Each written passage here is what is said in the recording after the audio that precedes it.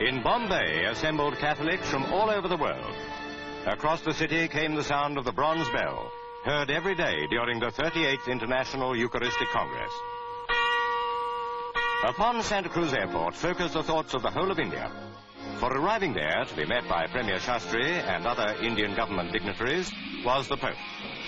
He came by an Air India jet, making this a truly historic day for the church and the country itself.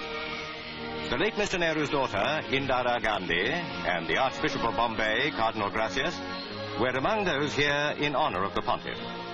An earlier Air India plane had brought members of the papal entourage. The Archbishop now escorted the Pope onto Indian soil.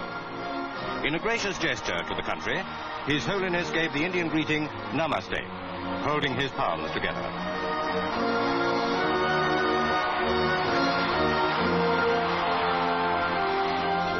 Mr. Shastri personified the invariable hospitality of India's welcome to great personages from abroad.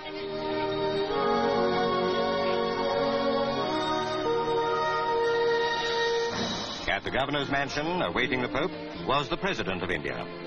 From Delhi, Dr. Radhakrishnan had come to assure Pope Paul that the whole subcontinent would take him to its heart.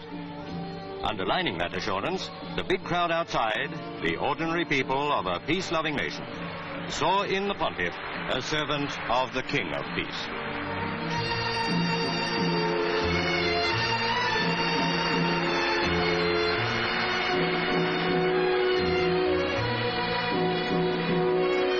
After the blessing, the people here and their president, for the time being, bade the Pope farewell.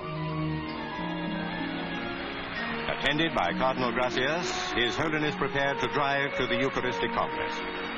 To attend that event was the prime reason for his coming to India, Dr. Heenan, Archbishop of Westminster.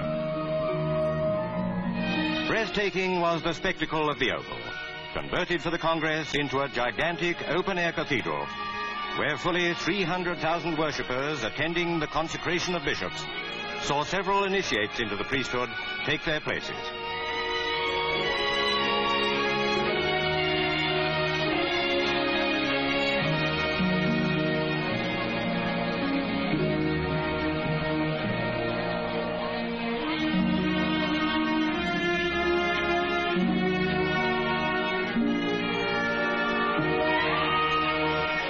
The priests were now all assembled, and the great congregation, the waiting hours over, saw the Pontiff as he slowly drove past.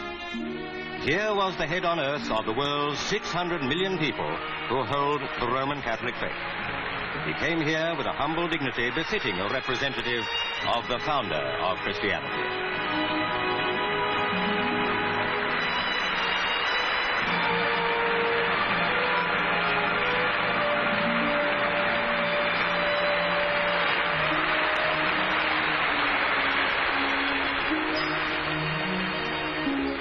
No prisoner of the Vatican is Pope Paul. At the beginning of the year, he made his memorable pilgrimage to the Holy Land. But few can then have thought that he would visit India, most of whose millions are Hindus or Muslims.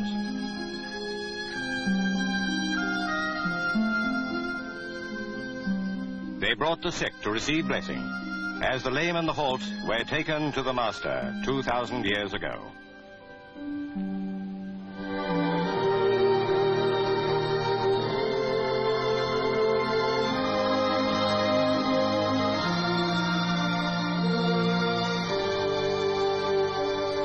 Some of the afflicted may realize, perhaps in the near future, that their faith has made them whole. The Catholic orphanage called Our Lady's Home was visited. For the children here to be blessed by the Pope was an experience that time will never erase from their minds. Never again will they regard the head of the Roman Church as a figure removed from all human contact. Most of the children here have no father. Some have lost their mothers. The message of welcome was read by a boy who told the Pope that he had no one in the world. The Holy Father made a donation of nearly £4,000 to the orphanage, enough to maintain it for a year. He was obviously deeply touched by what the boy said.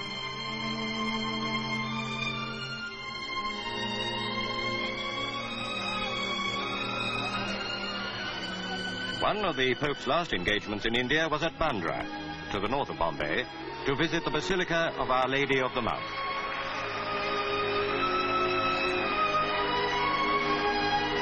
This is one of the oldest and best-known Catholic shrines in India. It is on the site of a Portuguese Jesuit oratory established 400 years ago.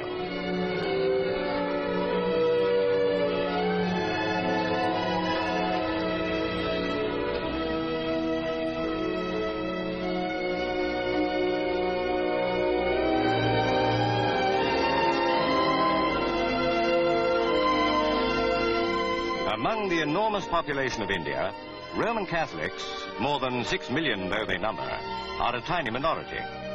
Who would have predicted for Pope Paul's visit such outstanding success? Only perhaps those who have come to realize his ability to arouse spiritual devotion. It was seen in the Holy Land, it has been repeated in India. And now it was time to return to Rome, with the airport again a scene of enthusiasm.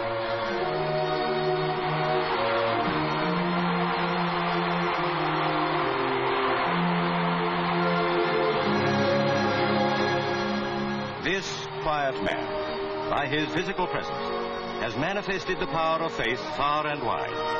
For millions in India, a religious revival may spring from the visit of Pope Paul VI.